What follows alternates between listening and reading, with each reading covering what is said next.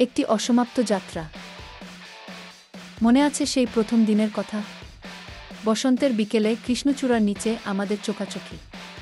এক মুহূর্তের নীরবতা যেন সময় থমকে গিয়েছিল। সেই দিন থেকেই শুরু এক নতুন গল্পের সূচনা।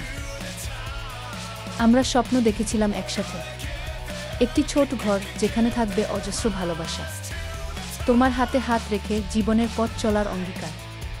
কিন্তু নিয়তি হয়তো অন্য কিছু চেয়েছিল। একদিন হঠাৎ করেই সব এলোমেলো হয়ে গেল। ঝড়ের রাতে ভাঙা নৌকার মতো আমাদের সম্পর্ক তলিয়ে গেল গভীর সমুদ্রে।